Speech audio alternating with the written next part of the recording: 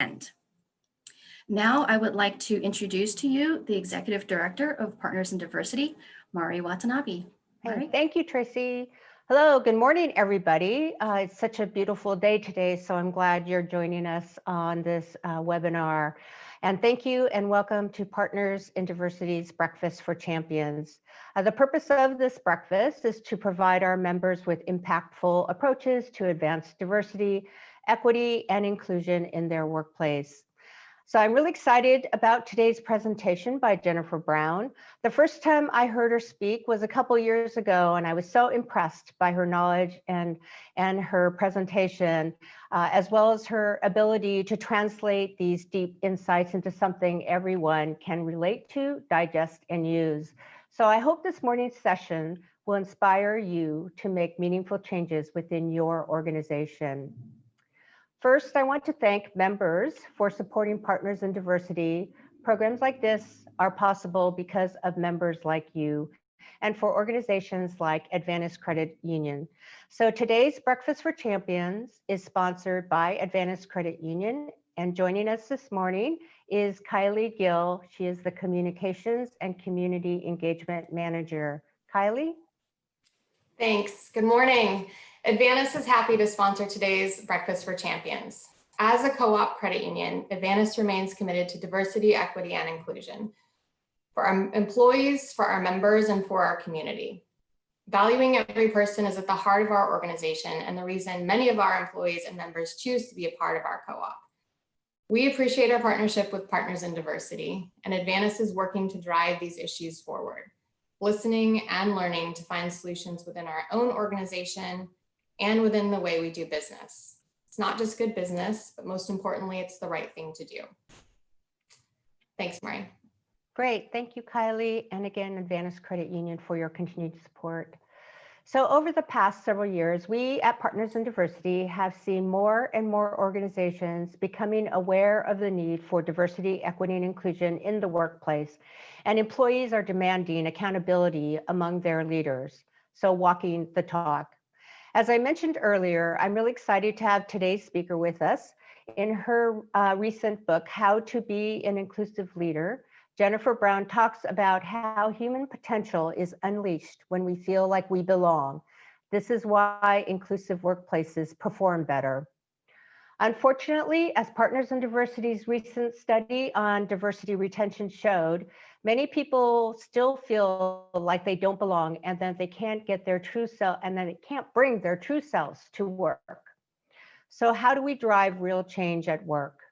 That's what we will explore today with our speaker. So before I introduce Jennifer, just remember, if you have a question, please ask it in the Q&A box.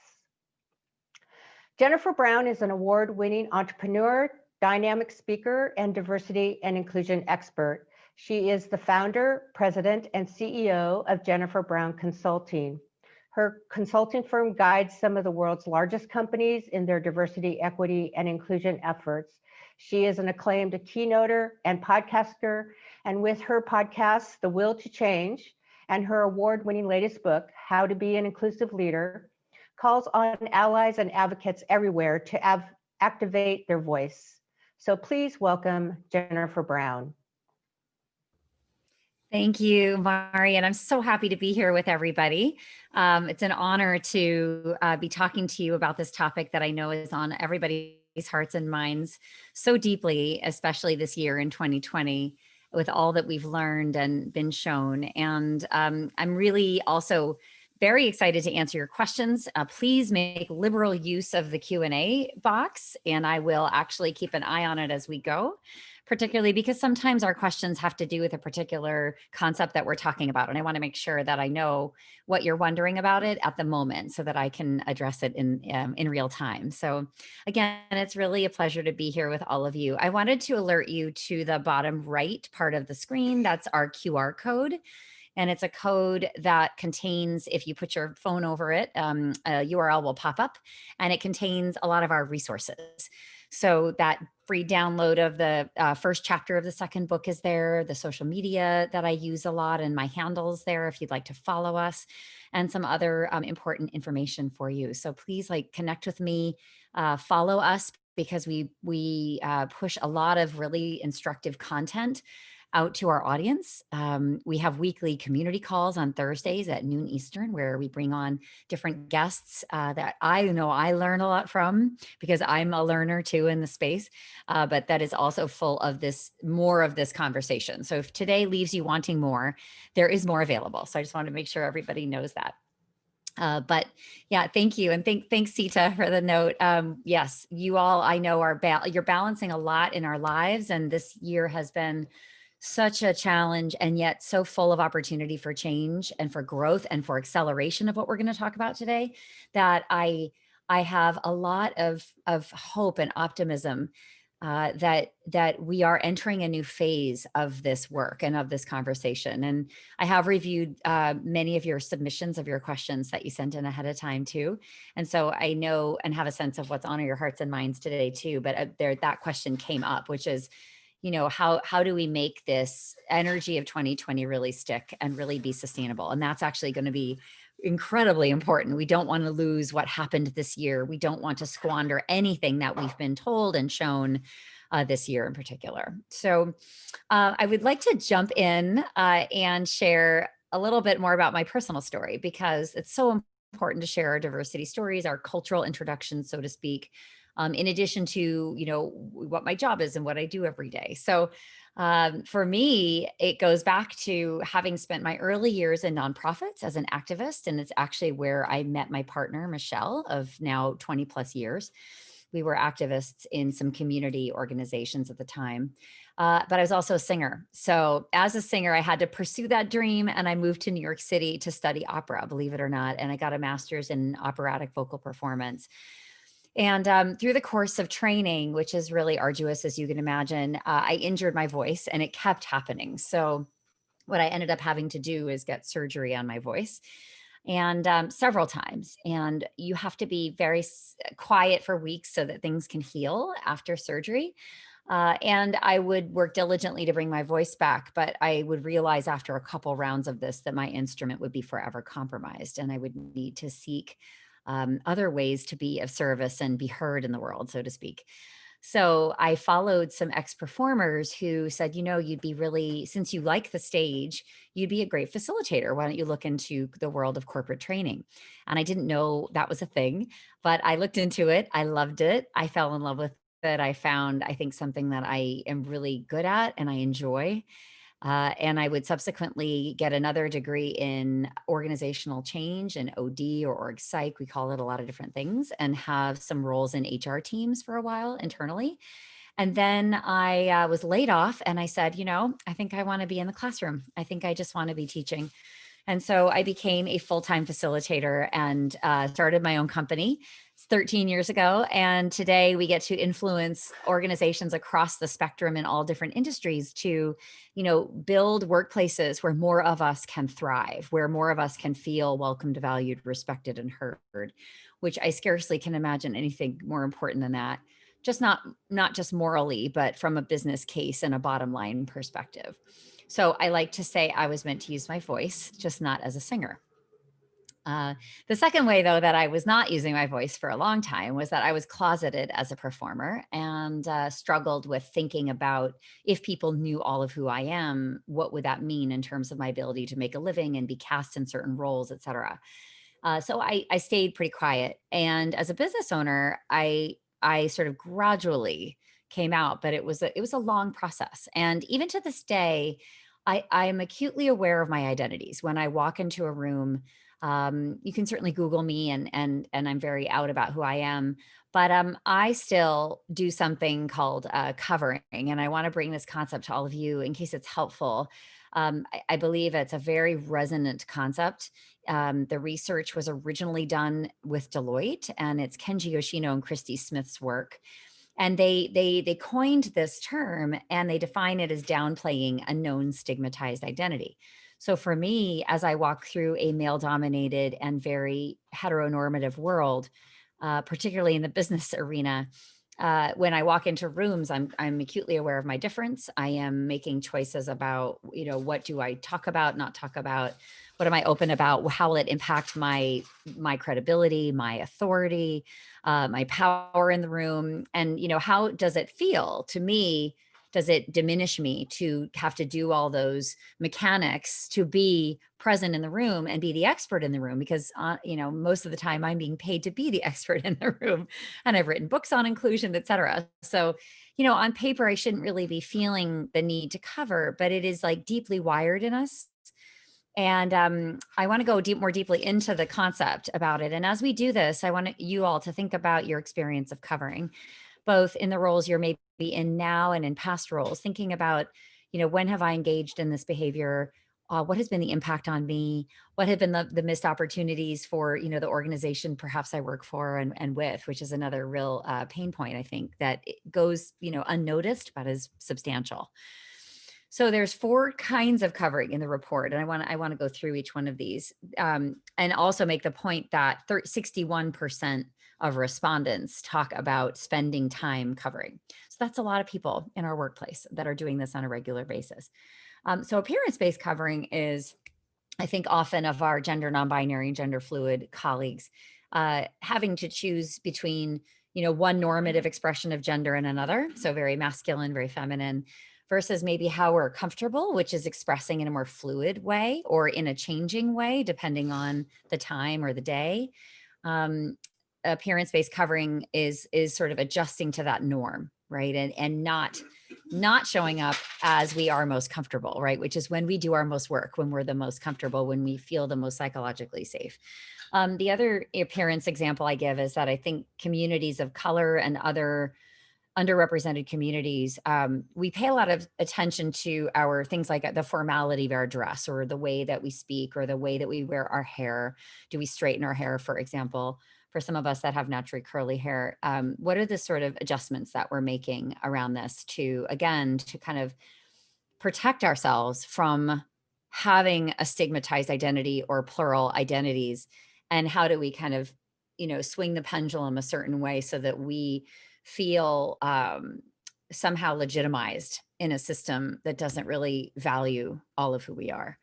So those are 2 examples of appearance-based covering. And obviously, as we go through this, thinking about the exhaustion that's, I think, inherent in all of these things, and the distraction and the frustration that goes along with it. But sometimes it's subtle, and we do these things and we don't really revisit them, and they become habit and they almost become invisible to us. And I think that's kind of the most insidious part of these things, is they are, it can be death by a thousand cuts. So affiliation-based covering is, the example I often use is the affiliation of being a parent. So affiliated with parents and all the things that the harmful assumptions that are made about people who take parental leave, people who are balancing and needing flex arrangements, the assumptions that are made about how committed we are to our job, whether we're ready or not for stretch assignments, decisions that are made for us that are, I think, really things we may not want to be made for us. And so we distance ourselves from being affiliated with parents in general. And another evidence of this is that actually male parents, fathers, don't take advantage of the parental leave that's on offer from their company if that leave is provided. And that is, very much a signal to me of a stigma around, well, nobody takes this that is serious about their job, or like, this is the way this is viewed, so I'm not going to take that risk. Even though I may need it desperately and want it, I'm going to, not ask for that accommodation. I'm not going to take advantage of that policy. So it's really fascinating, and speaks to the deep stigma and the fact that we need more men taking that leave and more men watching other men taking that leave in order to not just normalize, which I don't love that word, but to usualize parenting in the workplace as something that is, happens to many of us and has been really inadequately supported in the past. So, and as we were talking about this, let's relate this to 2020 and the pandemic and working virtually, right? So what's fascinating about covering in the pandemic world and the virtual world that we've been working in is, the question of whether or not we can filter out the things we used to be able to filter out about ourselves in a virtual world. In a physical world. And now, if I were closeted, say, I can't now hide the fact that my same-sex partner is walking around behind me. I mean, we have these lovely virtual backgrounds, but the truth of our lives is more on display than ever before. And the challenges of balancing everything that we've balanced is very much more apparent.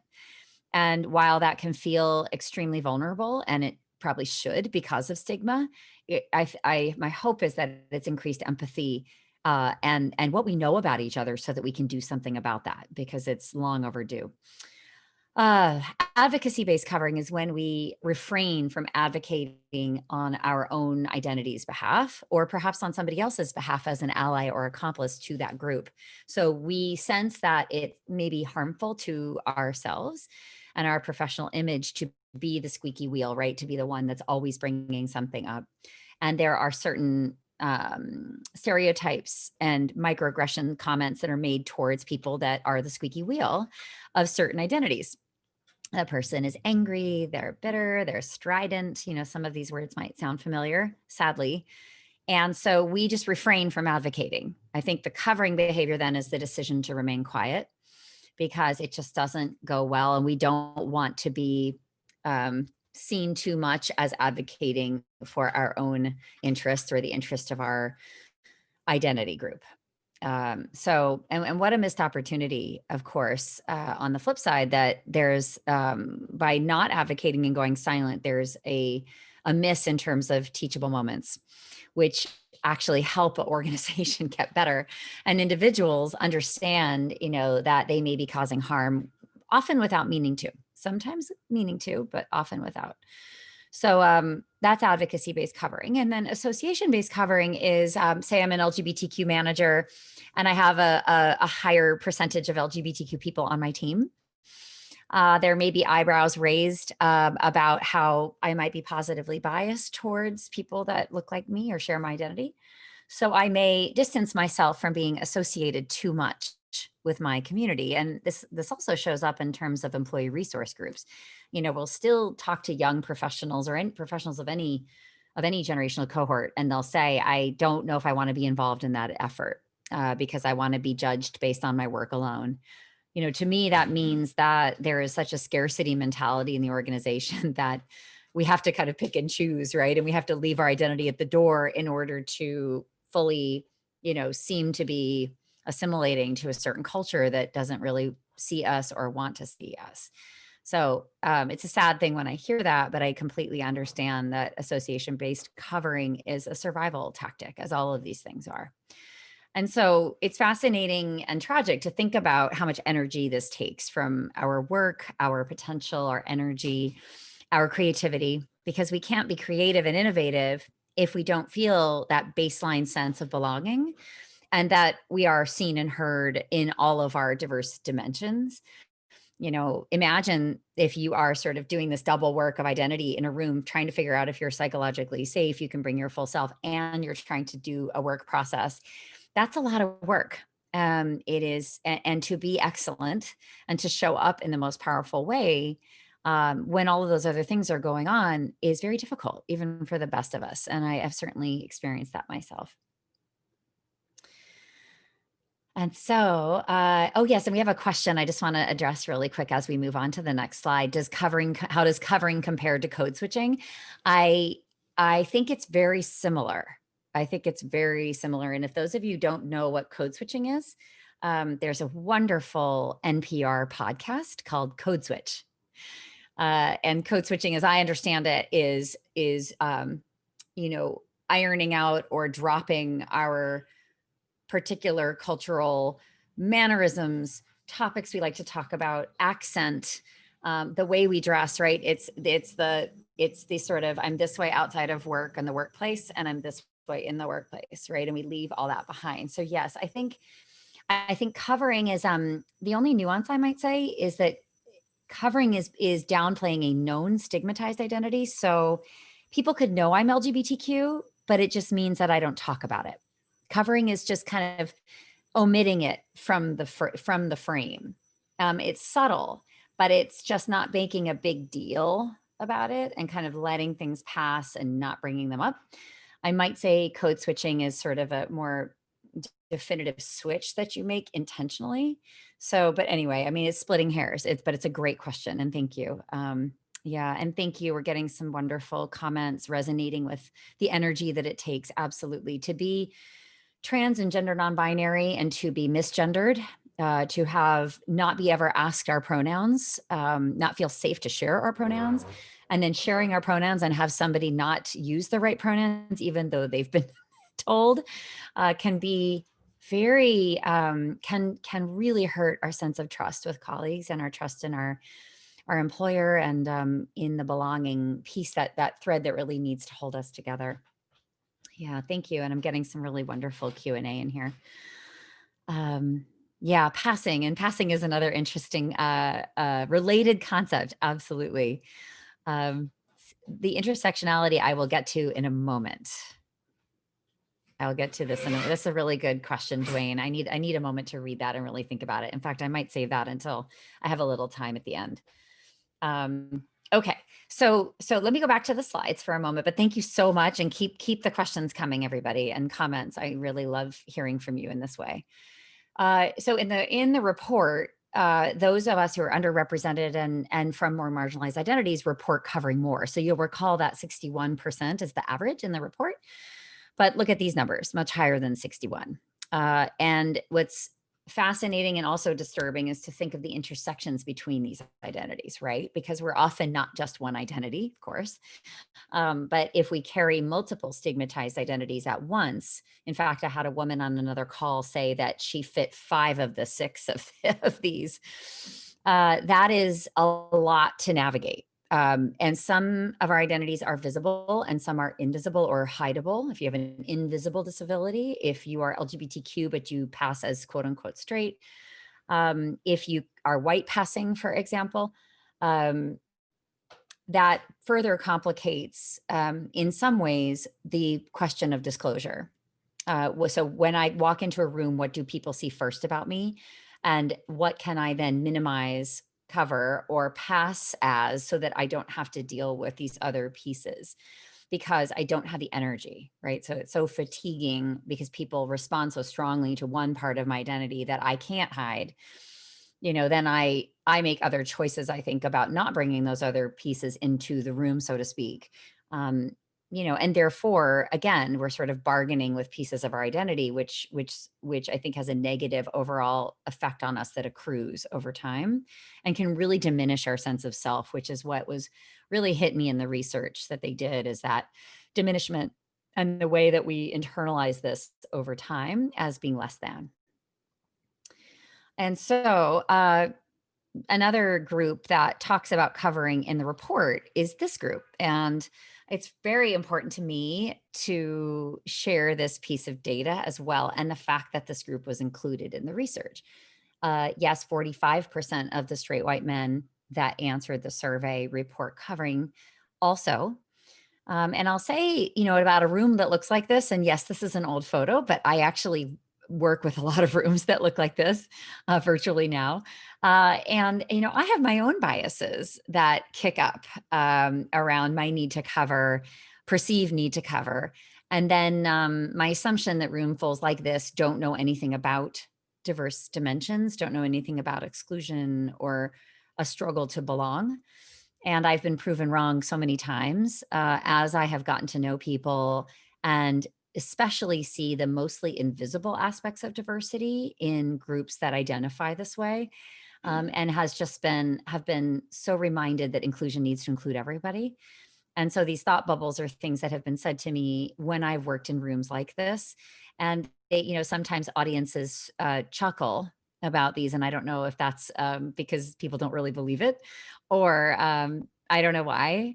I think we're uncomfortable imagining a group like this knowing something about diversity, but it's really important work to talk about invisible aspects of diversity exclusion, like socioeconomic background, like having a kid with a disability, or a trans kid, for example. A lot of parents are seeking me out to share their stories about their families these days, religious diversity, cognitive, neurodiversity, being in a mixed race marriage, having kids that are from a different, ethnicity than you. So there's a lot of stories in every group of people. And yet, we have organizations that have a very high iceberg as if we are a high water line as if we are icebergs, right? Individually and also organizationally. And so much of this is buried and invisible to us unless we make it visible. What I would say to a group that looks like the slide we just had is the importance of lowering that waterline for a group like that about their diversity dimensions. It cannot be overstated. And, in 2020, I think leaders have been really struggling. Leaders who, if we just look at the organizational chart and think about the hierarchy of today in organizations, is largely white male, cisgender, heterosexual. There's such a struggle at that level to really do this work and kind of find their way into the conversation and then be vulnerable, lower the waterline, talk about, what diversity means to them on a personal level, let alone a sort of business level. So it's a challenging new expectation of leaders. And I say expectation intentionally because leaders will be held accountable and their success will be based on their ability to think about how fully they bring themselves to work as well. So this is not just work, uncovering is not just work that some of us need to do who are underrepresented and who have had, a marginalized experience. I would argue a lot of us in those camps have a lot of experience actually sharing our stories and having to be, at the same time as we're covering, we also usually are the spokespeople for efforts, right? We are the one who's asked what it's like to be you in this organization. So a lot of us have become, I think, more comfortable sharing this. So, but that being said, I challenge people who haven't really learned how to do that and why to do that. That's a lot of the work I do with executive leaders to say, like, lowering your waterline gives permission to others to do the same.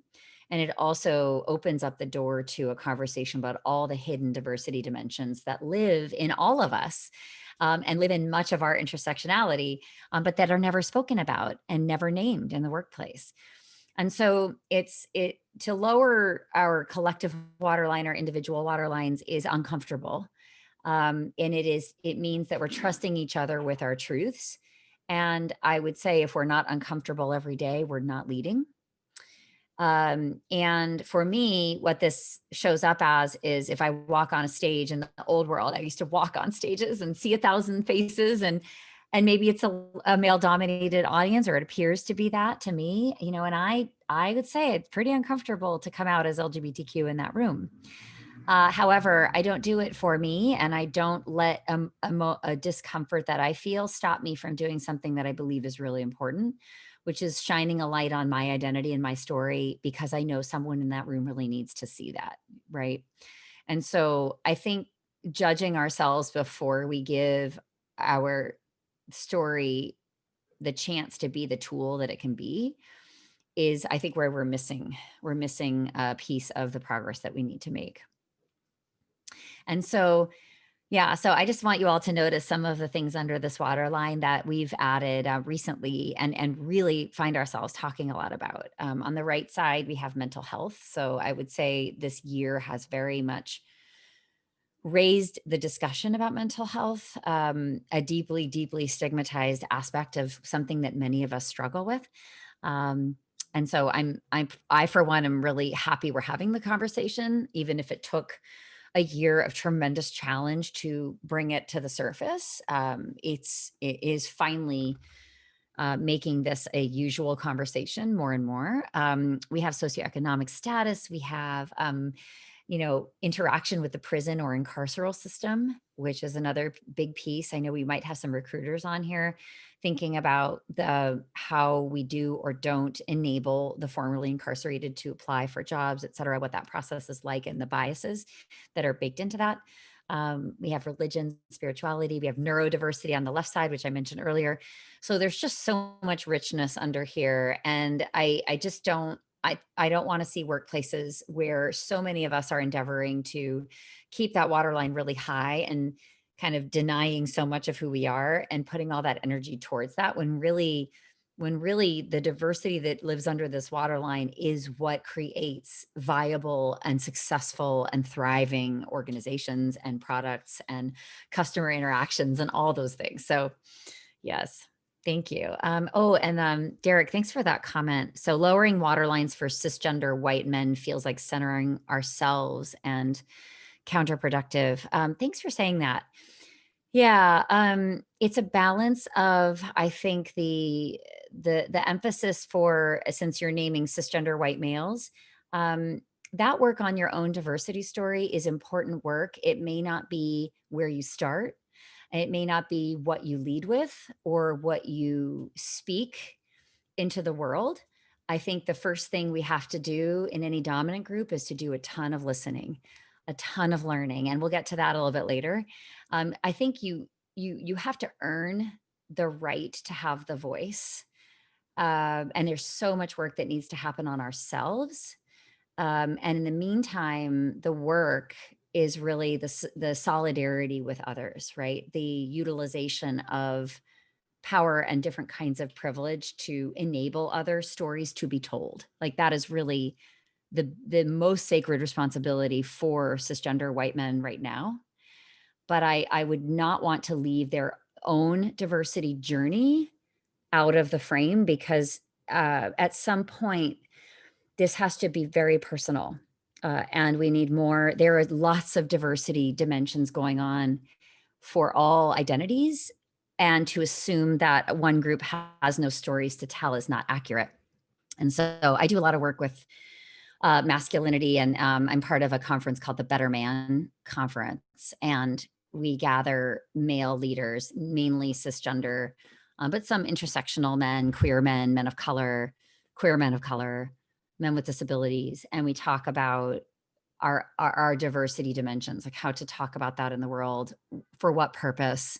It's really very fascinating and a very healing conversation because there's much that is broken in masculinity and there's much diversity that is denied within, a community of men, right? That's hidden, that's covering behaviors going on, et cetera. So I think, that's work that has to be done. I would sort of put an order to it these days in terms of our learning journey. And I don't think it's necessarily the first thing that we come out of the gate with, but thank you for that question. Yeah. And Alyssa, yes, I don't want to equate my struggles with others. I don't want to diminish other struggles, in sharing mine. I get it. Kenji, actually, the author of the Uncovering Talent Report, he says, I love it when he says this. He says, this is not the pain Olympics.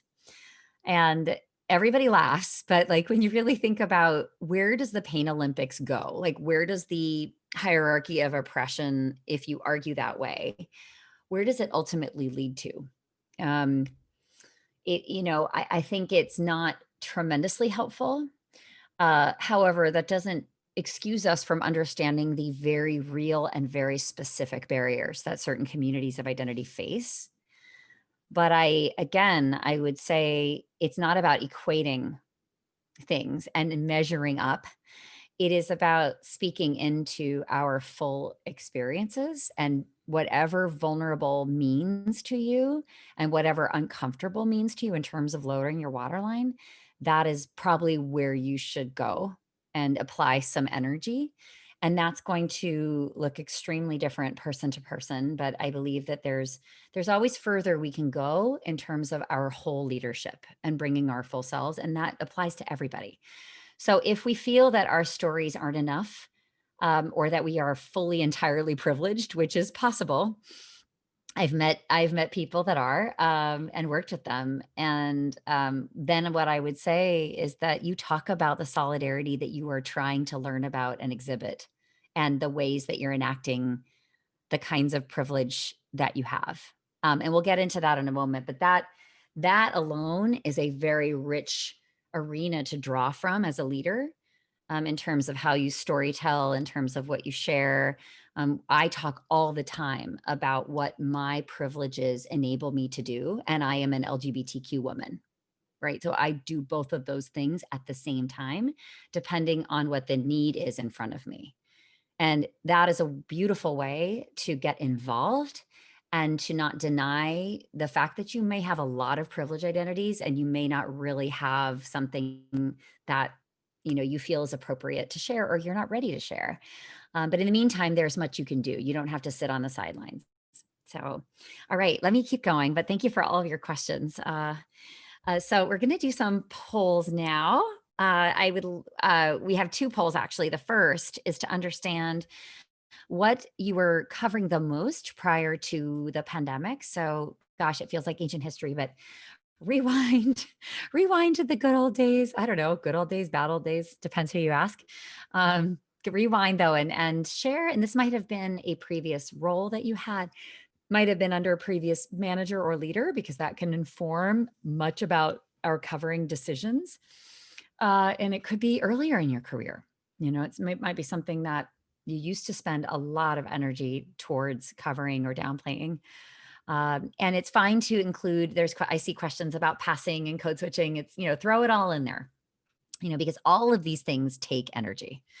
So we just want to know from this group, what is the one thing? And I know also it might be hard to choose one, and maybe it's changed over the years, which it probably has, as life happens to us and different diversity challenges occur. These things change too. So I'll give you a moment to do that. And let me just kind of review our Q&A as we're doing that and see if I can answer anything. Yes, Joel, I see your question. I hope everybody can see the Q&A. I wonder if I need to read the questions out or if everybody can see them. I hope everybody can see them. Maybe somebody can let me know that in chat. But yeah, this is a big question. Pushing the narrative of white and straight as the only solution. Yeah, I hear you. The media has, and there's not a system that doesn't have bias baked into it, and so every single industry, there's no group that doesn't need a wholesale revisiting and interrogation of the choices that they've made, the people they've cast, the who they're advertising to. Certainly there's so much that's broken and inequitable in the education system. I mean, I think 2020 I'm hoping 2020 is a quantum leap in terms of really telling the truth. And having a lot of us, I think, hear things for the first time and really realize the depth of the dysfunction. And the question will be for me next year is, what are we really going to do about it? And that's when the rubber is going to hit the road. And my prayer is the accountability remains for deeper change than the cosmetic change or the superficial actions that we've seen in the past, but that we really get our hands dirty with what needs to change for real and in a lasting way.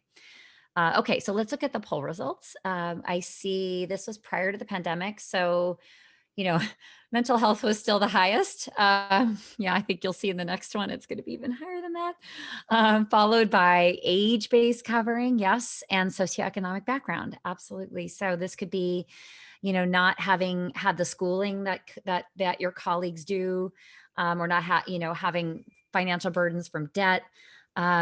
Certainly the way we grew up and our ability to, support ourselves, our families, and sort of, again, conform to workplaces that don't really see those difficulties has been a huge pain point. Age-based covering, I want to say too, is not just for our mature workers, like, oh, I'm going to stop coloring my hair and, like, I'm going to be treated probably differently. I've had lots of stories on that. I've had stories about grandparents not talking about being grandparents because they don't want to be put in a box as this age. But I've also had young people say, I cover my age as a young person. I don't want those stereotypes applied to me. I have a multi-generational team, most of whom are older than I am. So maybe I, do some appearance-based covering. I dress a bit more formally. I present myself in a certain way so that I can, maintain and build that authority that I need. I don't talk about my birthday at work because then everybody wants to know how old I am. I don't talk about my interests because it betrays my age and my generational cohort. a lot of, affiliation-based covering. Don't call me a millennial. I don't want to be associated with that. So there's a lot. Age is always a really, really high number. It's usually in the top 3 when we do this. So let's ask this question again then in a second poll, which is talk to us about now. So what has shifted in terms of your covering behaviors? And now we have a whole lot of data from the last 7 or 8 months, which has been just a radically different world for so many of us. And we're just really curious about this. It's fascinating to ask the question, and also for us as leaders and colleagues to notice what has gotten perhaps easier and perhaps more transparent for us, and had fewer covering demands to us in a virtual world. And then what have we gone deeply undercover about in this new world? So interesting question. Great. Oh, thank you, Tracy. I will read the questions out loud. Thank you for that. Awesome. And then while we're doing that, I'm looking at the Q&A. Yeah, thank you. There's a comment in here. It's interesting how my covering has evolved. First, it was my conservative religion and gender. Then it evolved more into my sexual identity and allyship. Interesting. Yep, absolutely. I do think it evolves. It certainly hasn't evolved in me. Yep, covering my age was huge at the beginning of my career because I felt people would see me as more inexperienced and would not take me seriously. Absolutely. Absolutely.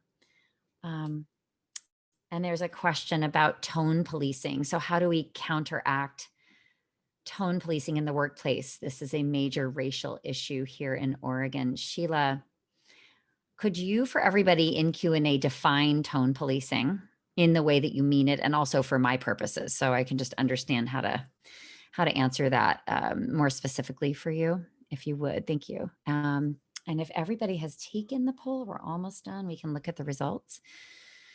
Yeah, as expected, this is what happens with this poll. 2020 has not been very good for our mental health. And, there's so many, as we know, the intersectionality surrounding mental health, whether that's race and ethnicity and the relationship to mental health, whether it's socioeconomic background, whether it's parenting and homeschooling and managing the job.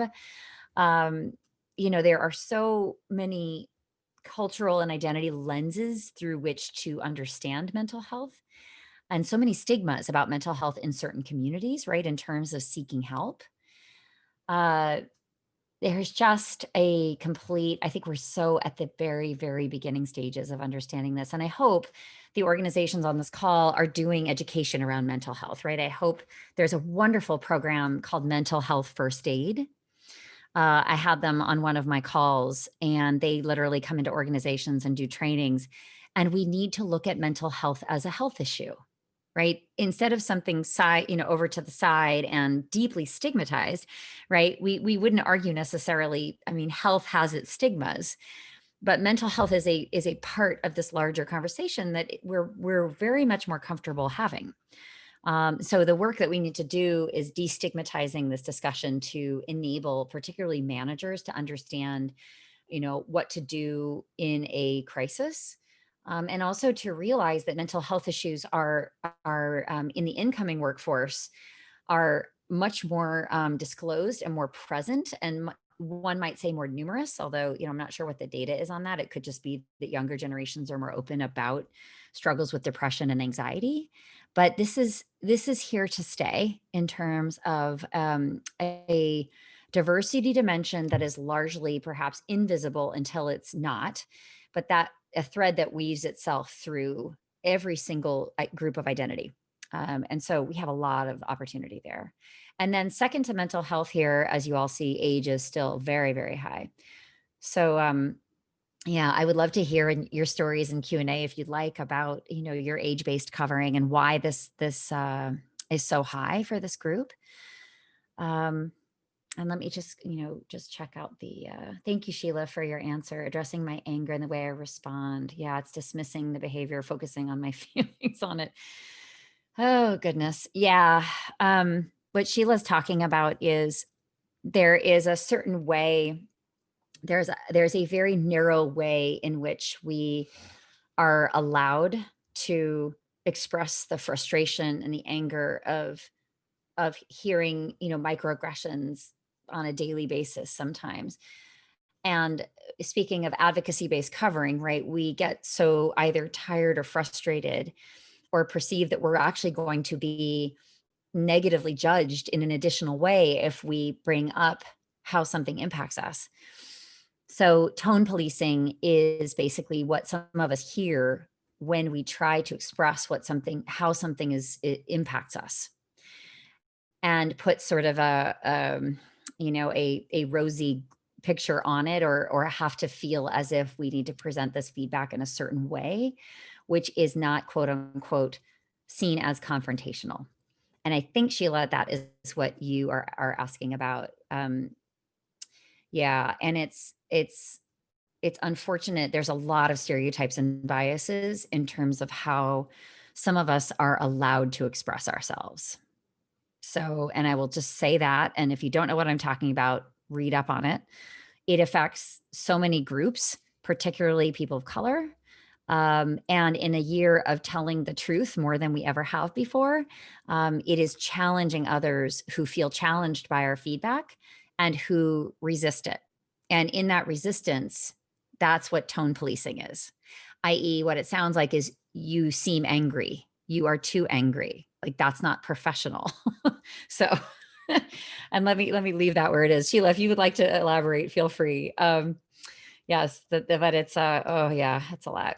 And Roger, I just want to read yours. I was managing everyone out of undergrad except for our boss. She told me not to mention my age, made it known I should not really become social with staff. Interesting. You talk about policing. This is a different kind of policing.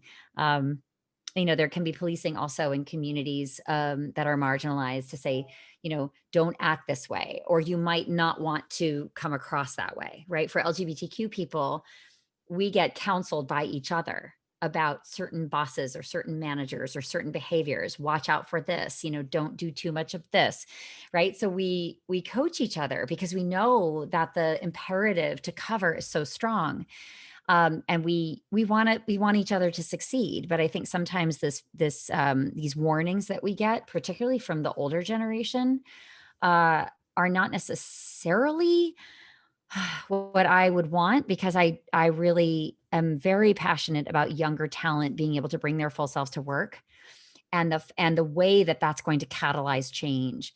And if I have somebody my age counseling somebody who's 22 coming in and saying, I want to be out in my interview. What do you mean I wouldn't be out in my interview?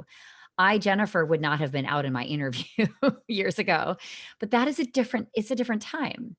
And so I do think we have to constantly challenge ourselves and our generational lens to say, like, what did I think was true for me?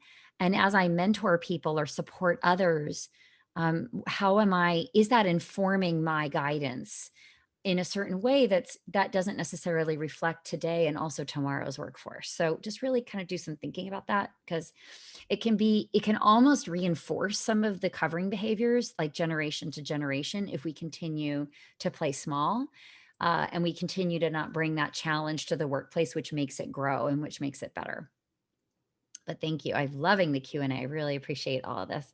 All right, so we're going to move on, because I want to make sure we get through everything. So I want to spend a moment on intersectionality and also privilege, and I see these as related. So Kimberly Crenshaw is a Black woman professor. We all follow her. She has a wonderful podcast, and she talks about being Black and being a woman as her sort of definition of intersectionality, which is the impact of overlapping stigmatized identities. And so in that sense, she, to me, it was an eye opener to understand that when we say women, do we really mean white women? Do we really mean heterosexual cisgender women? Do we mean women that don't have a disability?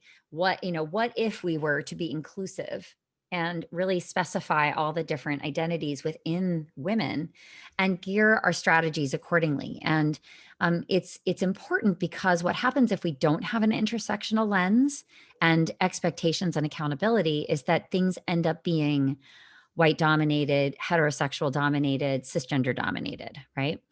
So what I recommend, and some of you probably work in organizations with affinity groups or employee resource groups, and indeed, maybe you're a part of them. For women's ERGs, oftentimes I will walk in and see that they are white women led and white women dominant in the membership. And so intersectionality, though, needs to be that lens that we put on all of our communities and insist on that representation piece. And if you're not achieving that, then the question is why. The question is why are we not? Why do we not feel inclusive to others of different identities, and what would need to change in order to do that? And so this is kind of where it's going, my prediction. And it's a very robust strategy to have intersectionality applied to everything. Your programming, the topics you take on. I mean, just take mental health for an example. I used this earlier to say each community looks at mental health differently because of our cultural differences and the stigmas that we were raised to believe about mental health crises and support therein. So if we do programming around mental health, to have an intersectional lens on that means that you don't have an entirely white male panel talking about it. You have an intersectional lens, meaning that you have different cultural identities experiencing mental health issues or knowing how they've navigated them in their loved ones, colleagues, et cetera. And we get the full picture, because the full picture is important because it's different person to person and identity to identity. So we're in an age now where thankfully we are talking about difference very specifically. We are not brushing it under the rug. We are being very overt about it. And 2020 has made this even more possible and more expected, I'd say. Privilege defined, I want to, also talk about my own story and journey with privilege. For a while, many years, I was primarily focused on being LGBTQ and being a woman in a male-dominated world. So thinking about, if I could take a page from Kimberly Crenshaw, my intersectionality of two stigmatized identities, to pick two, being a female in a male-dominated world, being LGBTQ. But I also come from lots of different kinds of privilege from a background perspective. And those are things that I have come to realize, especially in the last few years, that they come with tremendous opportunity, meaning that I can say certain things. I have permission to push. I can question things. I can get into rooms. I could make it, perhaps because of positional privilege, I could make a decision or sign something quickly and approve something that would make a huge difference for others just because of my positional privilege. I think the capital we have, the social capital, the relationship capital, the professional capital we have, all those things make our lives easier and give us more power. And so the question to me is, for me, is what are the sources of power that I have? And a lot of these were given to me by the circumstances into which I was born and the way I look or appear to look to people. And that comes with a tremendous opportunity to activate around those as the ally and the accomplice that I want to be. So far from letting privilege be kind of weaponized and silence us, I think we've got to push the other way into it to actually talk about it and talk about what we do with it and why. And how can I utilize it to lessen the covering demands that are holding back so many in my organization? Just that question is so powerful to ask, and I think you will find is very energizing and will propel you forward, versus kind of making you feel stuck that there's nothing you can do because of the pain Olympics, right? That I don't have anything that compares to all of these other narratives and stories. That might be true, but there's so much we can do, and I never want us to rest on our laurels at all. So if that helps you all think about privilege in a much broader sense than typically we talk about white privilege and male privilege, it's so much bigger than that. There's so many different kinds. And to be an LGBTQ woman that talks about privilege, it shocks people, but it's something I believe we all have to get good at, is talking about that Rubik's Cube of our identity. And, if we twist it this way, it has this implication. If we twist it that way, it has that implication. So it's really fascinating. It's such an amazing journey to be on. And so that leads us to the Inclusive Leader Continuum, which is on the in the second book, How to Be an Inclusive Leader, which I would love for you all to, take a read and think about your own journey. The journey is important. It's to me, it's important for learners at all levels to understand what level they're at, so that we can take the right next step, not just any next step. Depending on how familiar we are with what we're studying or trying to develop competency in, we may be at the beginning of our journey about some things. We may be very advanced about other things that we have a lot more familiarity with.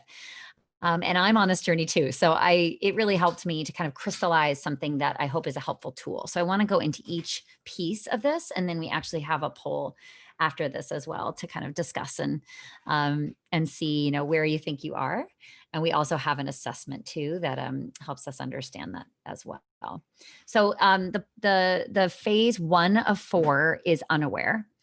And this is the, I don't know anything about diversity, or I wouldn't know how to do something, so I'm going to do nothing. Or the diversity team at my company is taking care of that. Or those people in my company, like women, people of color, LGBTQ people, are sort of carrying the water. And I think all I need to do is make sure everybody goes through unconscious bias training once a year.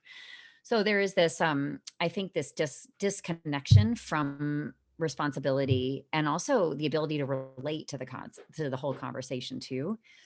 And that's, that has kind of, I think, starved momentum in this work, because so many have been sitting on the sidelines for basically forever.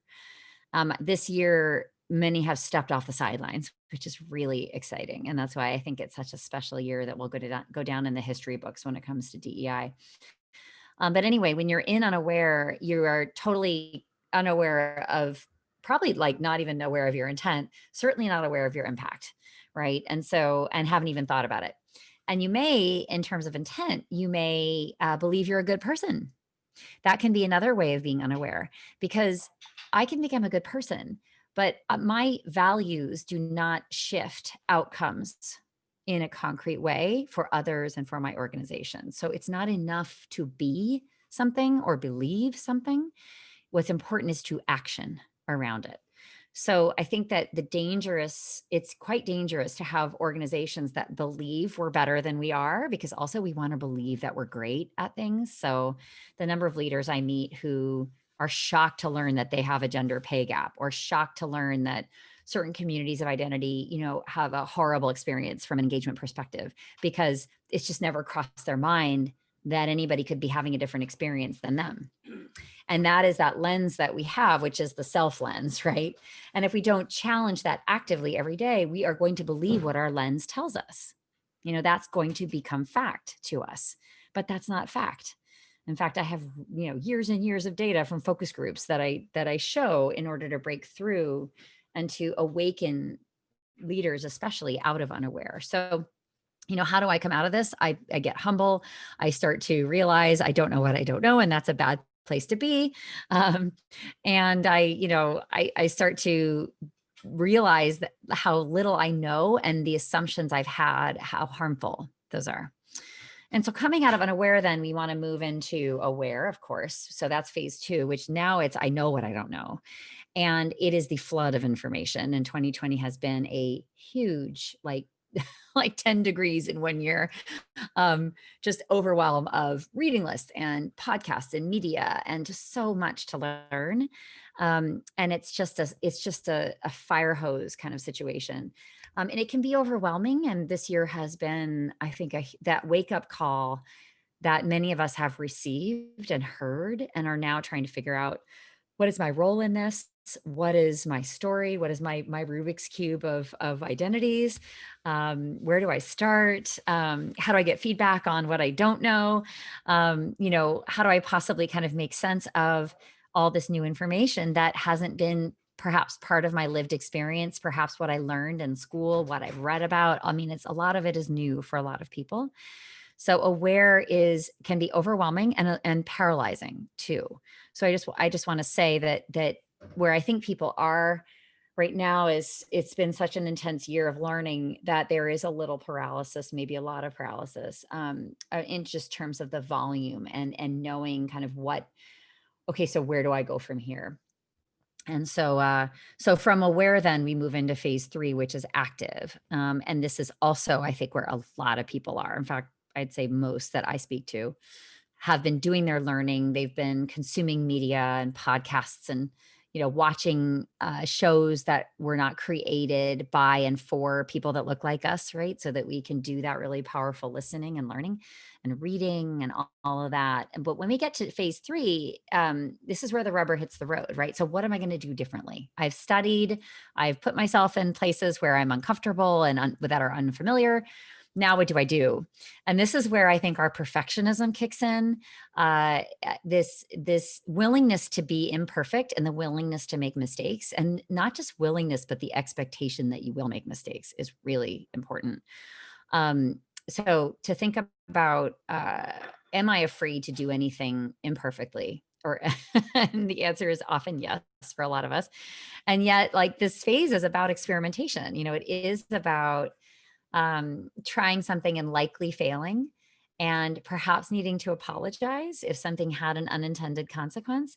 But this is where we can start to really calibrate that intent and that impact, and adjusting our actions from the feedback, without drama and too much fragility, and really coming back the next day and trying again, and also becoming more public, which is a little more risky, right? So as we step into active, we take our voice, we start to use new language, we start to say perhaps new things, we start to talk about DE and I, what it means to us, be very personal about it too. I mean, we can lower our waterline at this phase, also. And I think that's work that we should be working on. But I think I mentioned earlier sort of the order that things happen in after we've listened, after we've elevated the stories of others. We might be able to start to share our diversity story in the right context. It is one of many tools. And so in active, my message would be that, don't make perfect the enemy of the good. Seek that feedback and adjust without a lot of drama. And know that you're building a muscle, and that muscle is going to be sore as you lift heavier and heavier weights. It's just a fact of life. But that means that you're growing. You tear those muscle fibers, they come back and they heal stronger, right? And that's how we're able to, over time, build that muscle and build the comfort and build the competency and dare I say it, one day, the ease, with which we will show up as inclusive leaders. But this can be an awkward and difficult strength building phase. So I'd also say be spacious and gracious with yourself. And also, let's call each other in, because let's remember that we've all been learners at some point or another, and that we do need to assist each other and have tremendous patience, as we learn, without leaning too heavily on those of us who've been really laboring relatively harder to bring our full selves to work. So that goes back to aware and all the work that you've done yourselves, hopefully on an individual level, before ever seeking out for help or feedback, et cetera. And so active is really, really important. And then finally, active, then that muscle gets so strong that we become very confident in our advocacy. An advocate is phase 4, and it's the final phase. And I think of it as an aspirational phase. It's I'm fearless, I'm brave, I am constant, I put pressure on the system, I am the squeaky wheel, and I'm proud of it. And I'm an agitator. And I ask tough questions. I say, why do we do it this way? How did this pay gap happen? How did we get to this point where we are doing a talent review and we have no diversity in the candidate slate, right? And for those of us who are aspiring allies and trying to enact some of those, positional privileges and power that we have, like, we are often the ones in the room, and the ones that aren't in the room can't represent themselves. And so we've got to step up and ask the tough questions and challenge peers and hold people accountable that look like us, because we are in that moment, So we've got to be really well versed on all the microaggressions for different identities at this stage. We've got to be, unafraid to speak up. We've got to be sort of consistent with the pressure that we put on for change. It's a very like vigilant phase, I think. And you know how to use the muscle that you've built, and you know how to wield it. There's, this is a place we could hope to be, right? And I think it's again, aspirational, not something that we actually arrive at as a destination, because there's always more to learn. And I did want to make one more point of this sort of movement on the continuum back and forward to say, I can be an advocate level on, say, LGBTQ issues or women's issues, but still, even within those identities, I think there are identities within each of those communities that I'm still at aware and active with, right? So my trans and gender non-binary colleagues, I will need to go back and be a student, and I will need to build that new muscle in active, so that I always share my pronouns, in every room that I'm in, which are she, her, hers, right? And so, that's a new muscle and framework and language that I'm trying to develop so that it becomes habitual. And so we have a poll for you here to ask you where you are on the continuum vis-a-vis. We've picked a list of identities here, and apologies, Zoom only allows us to have a certain number in the poll.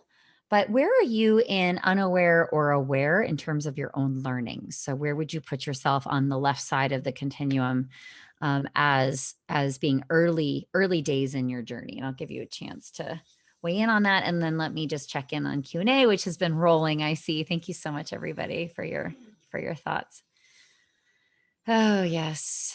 Somebody's sharing their struggle with chronic pain and portraying themselves in a certain way, and even sort of using certain and very intentional words. I'm a high functioning individual with a disability.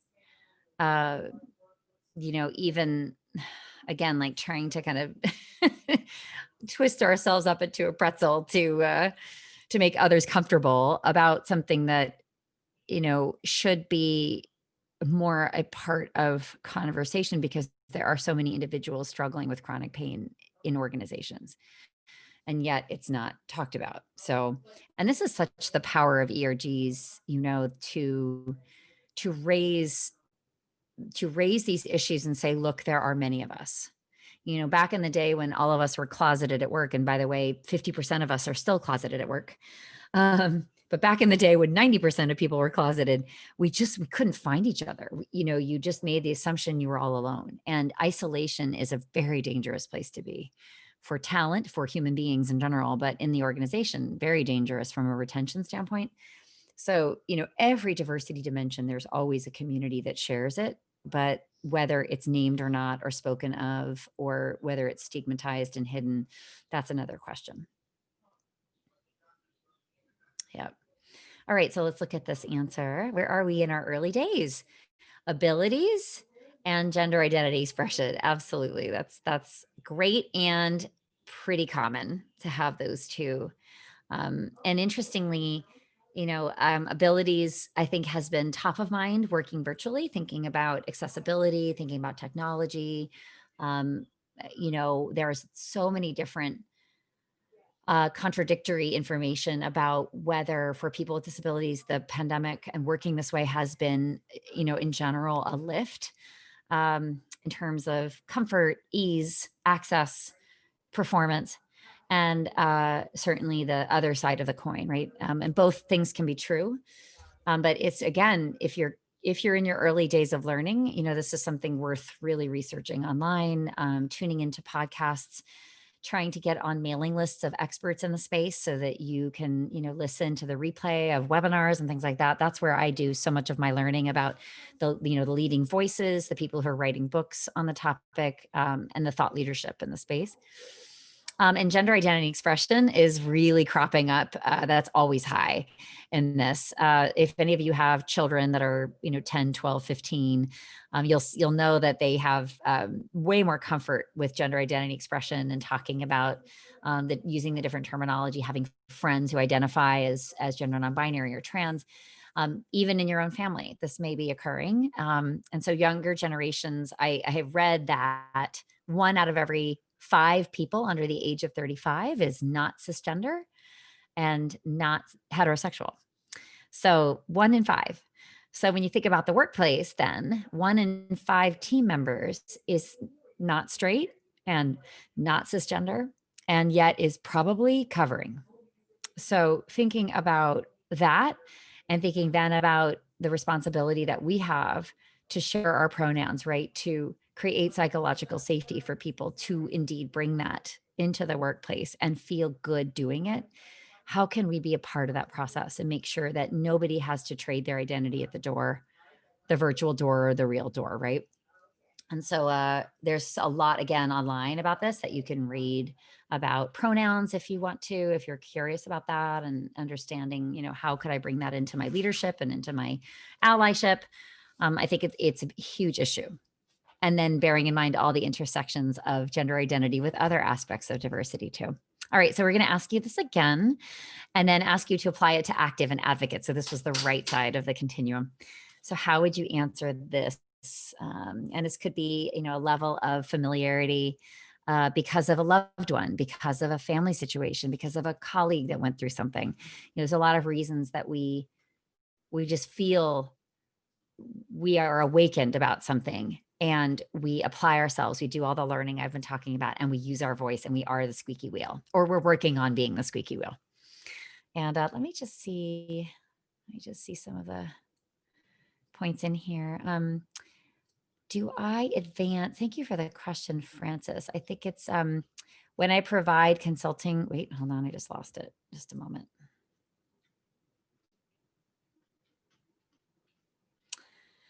Let's see. Okay, I'm going back to open questions here. When I provide consulting services to our clients, do we advance the cultures of the concepts of intercultural sensitivity and intercultural competency as an element of building a more inclusive culture? Yes. I'd say, Francis, that there are companies that specialize completely and only in intercultural work. So we are not that company. And for those of you who don't know about intercultural studies, it takes into account cultures all over the world, right? And the norms of those cultures and how those play out in terms of our sense of space and timing and relationship. And it just is a fascinating discipline. We might touch on it, but we don't spend a lot of time on it. I wouldn't say it's one of our top competencies, Francis, but look up, there's some amazing companies that specialize in it. There's one called LCW. My friend Monica Marcel runs it, and they are excellent on they are interculturalists is what they would say. So LCW out of Chicago. Great. So yes, it's wonderful to see that the highest tier is race and ethnicity. Good job. Good job. Shows we're paying attention. And not just this year, but I think you probably would not be answering this way if it were a new commitment, because you don't get to active and advocate in a short amount of time. It's honestly a discipline. I mean, it's a thread you're pulling every single day and trying to develop your competency in it. And it takes a while, obviously, to do the work you need to do and to become more practiced at it. So that's excellent. And the second highest, boy, there aren't many that are as high. Gender is the next highest. So that's normally the second highest. And the reason for this is that we've been focusing on gender issues, meaning cisgender men and cisgender women, right? And I might even say white men and white women. That's been our focus for decades in organizations, right? When we have done leadership programs, it's been, the first one we'll endeavor is a development program for women, say, right? And many companies don't even have that. So it is something we are relatively more comfortable with. And I think that the stigma of even talking about it, let alone being a champion for gender equality and equity, there's more comfort. It's more widespread for sure. Now, contrast that to gender identity and expression, which is a different question. And there's much less, we are much more in early days on that one. And that's going to be very heavily driven by younger generation, as I said, coming into the workplace. Yes, wonderful. Very interesting. Yeah, we have a comment in here. We now not only use pronouns, but also ethnicity. The purpose being that we're not making assumptions and making space for more conversations about gender identity and ethnicity. Kia, that's excellent. I wish I saw more of that. I think someday will come when we mention our intersectional identities as a matter of, doing business with each other or being in community with each other. I would love that day when not a single one of us felt that there was stigma related to that. And if we did disclose and talk about it and what it means to us, that we would be met with nothing but being embraced and valued and not having those differences trigger a stereotype or a microaggression or an assumption. We're not there yet, but I think that what your organization is doing is pushing that to become something that people are comfortable with. And it's excellent. I love it. So thank you for that. Yeah. There's other comments in here. Hiding the extent of my stress, trying to school my elementary school kids at home while I run the business.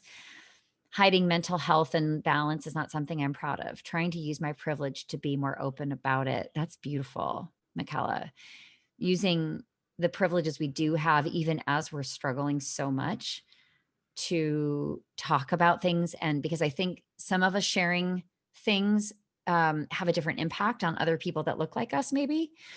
And so if I can talk about being LGBTQ to a group of, white male leaders, they might look at me and say, like I may not have known that. I feel challenged and, Jennifer's more familiar to me. Perhaps I have some more in common. That they might make that assumption. And so I think the work is just as powerful when it's done, insider to insider, even if you're an outsider and an insider at the same time. You have sort of a foot in multiple worlds, like I always feel I do. Yeah, it's power. The messenger matters as much as the message when we're talking about DEI and change. So I want to give you all that we have to enlist more kinds of messengers. We have to enlist all messengers that we can, but we have to make a specific effort to enlist messengers that maybe don't look like whatever that means. They know something about diversity. It is powerful in a very unique way to have a white male cisgender champion talk about diversity and be at that advocate level and stand up and be, agitating for change, holding people accountable, be well-versed, be vulnerable and personal in terms of their own diversity story. Like, I hope that you all have experienced a leader that fits into that category, but that is a powerful champion. There are very few of them. And I've had the pleasure to know some of them. So I know that it's possible and it exists. And I'm trying every single day to encourage more. And I know that each one of those kinds of messengers that stands up and is visible and is public, it sends a ripple effect that with one fell swoop kind of changes what people think is okay to bring to work, and sends a very powerful message. So this work really needs to be done from multiple levels in the organization by multiple kinds of messengers. Really important.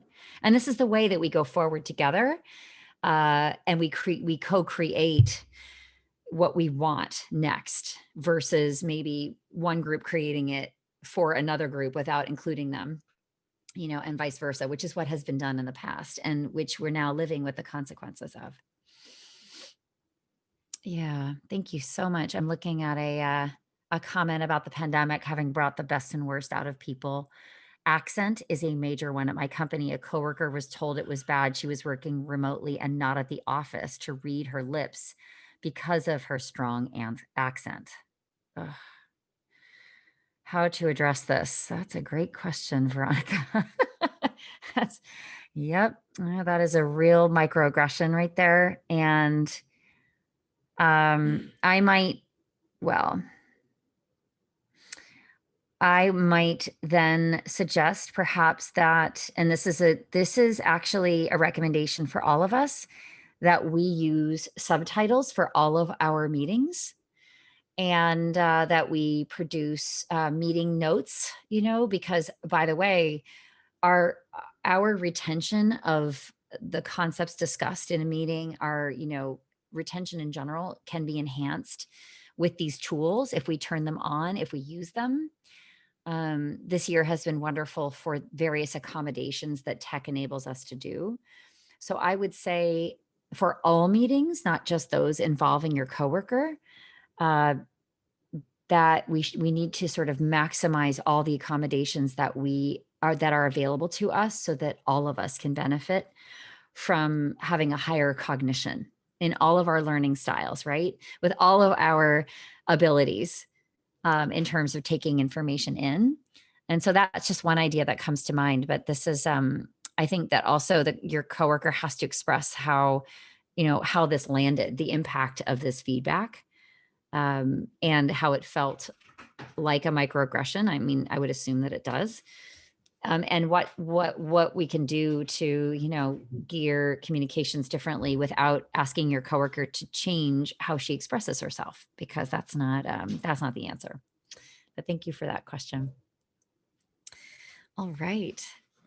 Oh my goodness. And I barely got to any of the questions that you all submitted ahead of time, but I hope we've hit on a bunch of them anyway, because I've had them in my head.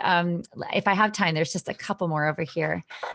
Roger shared that, I'm jumping around a little bit here, but in government, there's a lot of value added to someone's age. So this is back to age. As a younger person in government, there's a lot of dismissiveness. And then there's the compounding effect of being a person of color. So thank you, Roger. This is that intersectionality, right, that we talk about, and the compounding. So I feel you, and it's real, and the exhaustion of managing these pieces is real. And my hope is that, you do a lot of good self-care and solid shoring up of yourself to find community, because finding community is really important to kind of to be able to breathe together, to say, did that happen to you? This happened to me. What did you do? How did you feel? The way that we can unpack our experience in workplaces not built by and for so many of us is through our community. And if you don't have community in your own company, I would seek it in your industry. I would seek it in your area. There are always industry trade groups that are by identity. So I'm a part of all of those, and I've learned so much in the LGBTQ spaces about all the different experiences, so that now I'm kind of armed with that, and it gives me a feeling that I'm not alone. And it also gives me a lot of not just coping mechanisms, but actually ideas for how to turn things into learning moments, and really think about how I want to handle things like microaggressions. And Joel shares the feedback about needing to communicate better. As a Black male in a 98% white office, all I do is communicate as a means to demonstrate my various coverings on a person by person basis. Yeah. The way that we communicate is expected to be one way.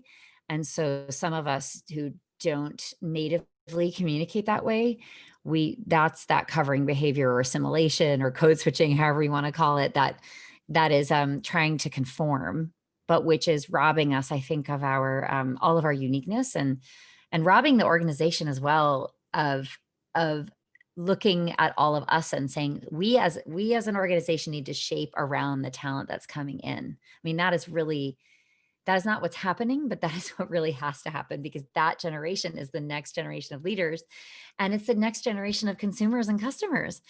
And so to deny that, to, have an organization full of covering behaviors because it's viewed as not acceptable, means that an organization is literally blocking out information that they need in order to pivot successfully into the future. Companies have to change. We have to change how we build our products and services. We have to change who's at the table. We have to change who's bringing their full selves to work and feels comfortable doing so. So there's just a lot of missed opportunity because of this. And I don't want to put all the onus for change on those of us who cover more, because we need to be met equally and mutually with everybody else in the organization and go together. And so that's really what has to happen, particularly, activating the allies and accomplices.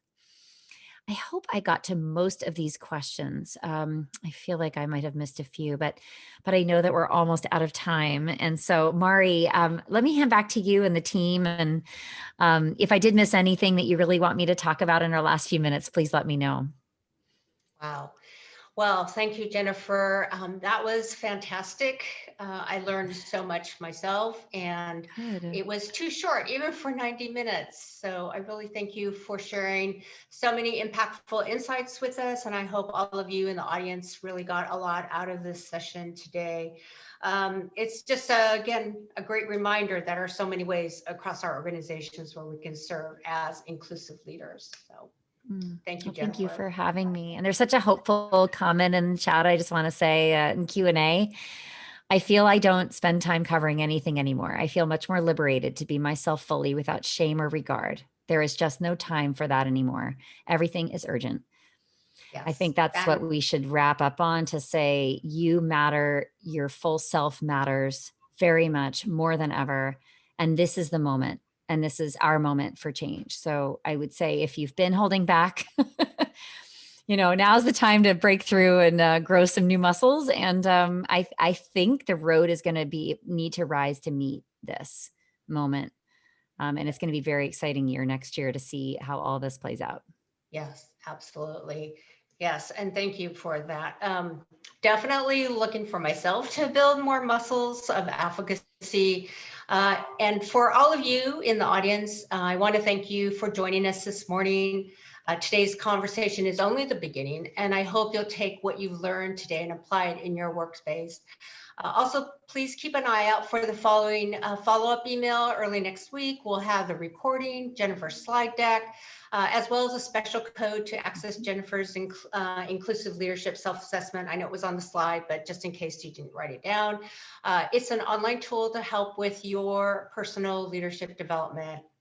I'd also like to take a moment to thank Advantage Credit Union for sponsoring today's Breakfast for Champion. And if your organization is interested in sponsoring a program, please let us know. Finally, we love our surveys. So really want to hear feedback from you about what you thought of today's presentation. So I think the survey link is in the chat box. And then I think when you close, it'll pop up. But anyway, I really appreciate you all being here today. And again, thank you, Jennifer Brown. It was fantastic. So thank you all. Have a great day and see you at our next event.